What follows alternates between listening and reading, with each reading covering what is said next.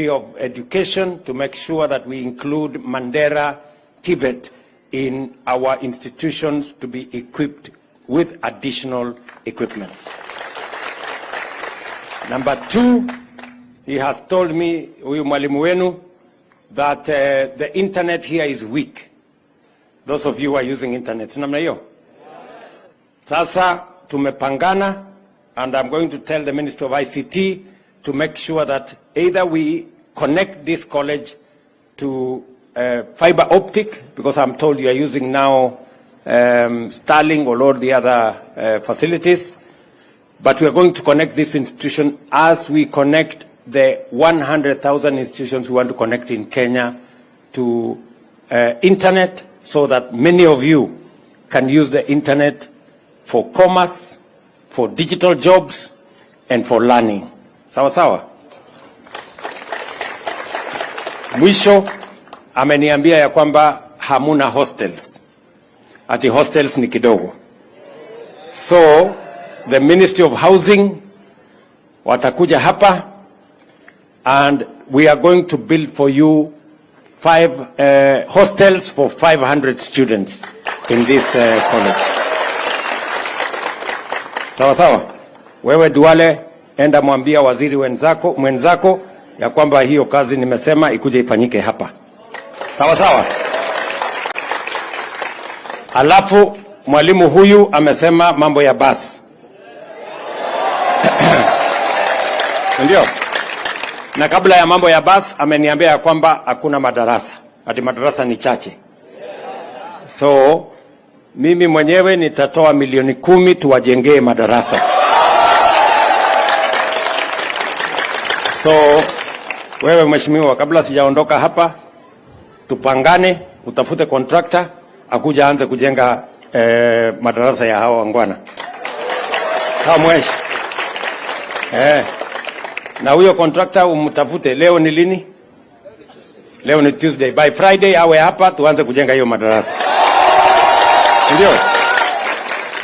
Na nitakupanga vile hiyo kazi itaendelea.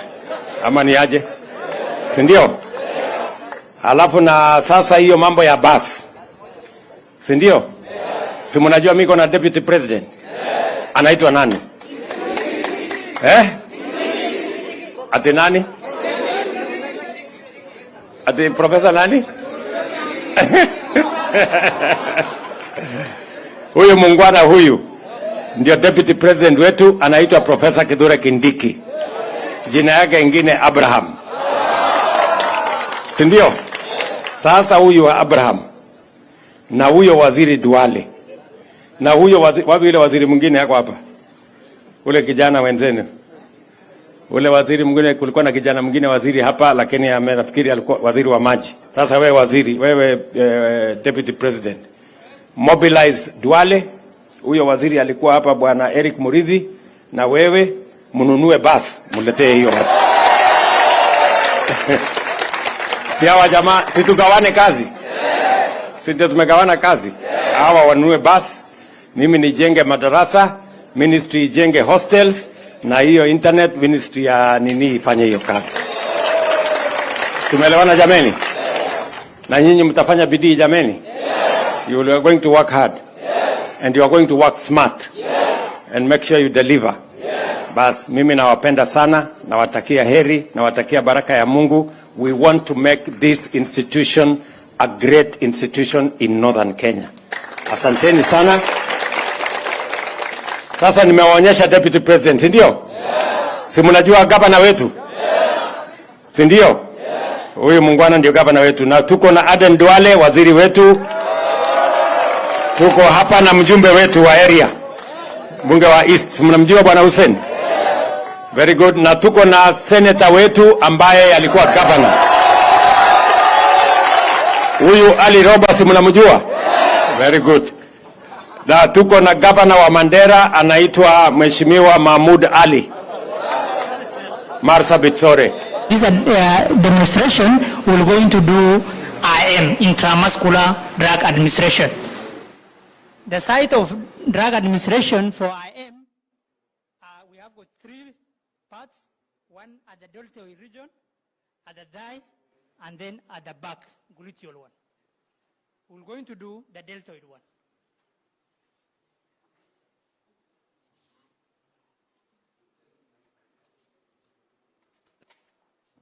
First of all, you have to greet the patient, explain the procedure to the patient.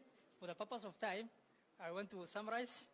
So, to do the drug administration at the deltoid region, help me here.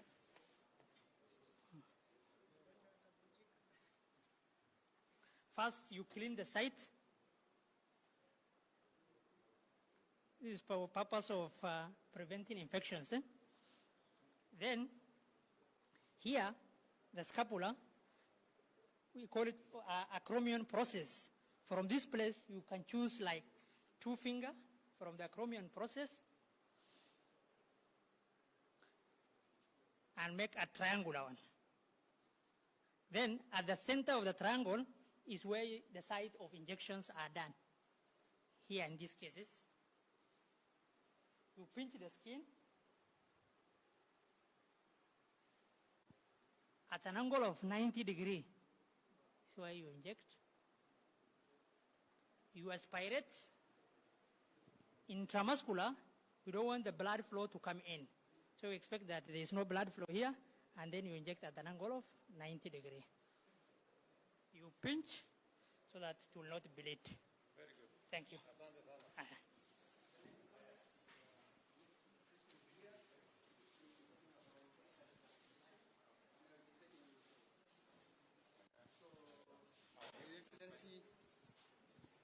Itaget and Mandera, Kmtc. That's very nice. And I will be taking you through catheterization. My name is Mahdi Muhammad Ibrahim. I'm a lecturer nurse. And with me are my students. On my left is Kemboy Kibet, who will be helping me in documentation. And on my right is Salma Ali, who will be helping me in terms of acquiring some of the equipment that I will use. Before you use a patient that have problem with bladder incontinence, maybe as a result of condition or health-related condition, or even growth within the roots that the urine pass, they may get obstructions, and this will lead to blood accumulation in the bladder. So when a patient develops such conditions, we have a procedure for them, and that procedure is catheterization. So we have the equipment here. We are avoiding it as a result of, the exposure of private part to so many people. So as a result of privacy, we covered it.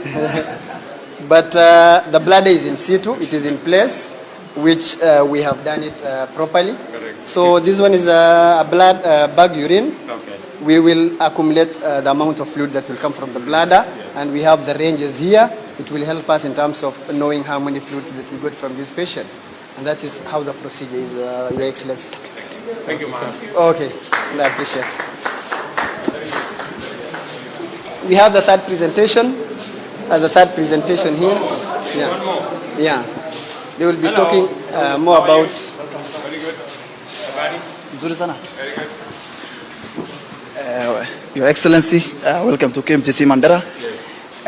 I'm Abdul Fattah Adan, lecturer clinical medicine, and these are my students. This is Fahad, and this is Ruida. So today I'm pleased to present on respiratory examination. The respiratory system basically is a breathing system. So at first we have to take consent from the patient. From there, now we have to screen the patient for the purpose of privacy and so on. Then we start with something called inspection, where we inspect the patient as a whole and the chest as a whole. So on the nose, we check something called nasal flaring, which is the widening of the nostrils in case of increased breathing. Then we check for cyanosis. Cyanosis is basically the bluish coloration due to low oxygen and so on. We come to the chest. So the chest, we check how it is moving, chest movement. We check for any deformity. We check for any scars, whether it is surgical or whether it is therapeutic marks and so on. So from inspection, we go to something called palpation. Palpation is where we touch the patient now. So how we, on palpation now, what are we checking when we are doing palpation? Number one, we are checking for tenderness. Tenderness is basically pain. We just elicit pain, whether the patient is feeling any pain on his chest and so on. Then we go to something called chest expansion, we tell the patient to breathe in and out to see that the level of chest expansion. Then we go to the trachea. Sometimes in case of pneumothorax, that is increased air in the lung, we have trachea deviates. So we see whether the trachea is centrally located or it is deviated to the sides. So after palpation, now we go to percussion. Percussion is where now we percuss on the intercostal spaces. The intercostal spaces basically is the space between the ribs. So we check, we compare both sides. So we look for something called resonance. So the normal one is resonance. Then if there is increased air in the lungs, we have hyperresonance. It will be increased. So if it is actually low, we sometimes find it is dull to percussion. So that is dullness in case of maybe fluid in the lungs, and also in case of any masses or tumor in the lung. From percussion, now we go to auscultation. Auscultation is where we use this stethoscope. So we normally use this stethoscope. When we are using the stethoscope also, we use the diaphragm of the stethoscope. Again, we place this one, the place where we did the percussion, that is still the intercostal spaces. So when we are doing this one, we check for bilateral air entry. We check for if both lungs are receiving air entry bilaterally.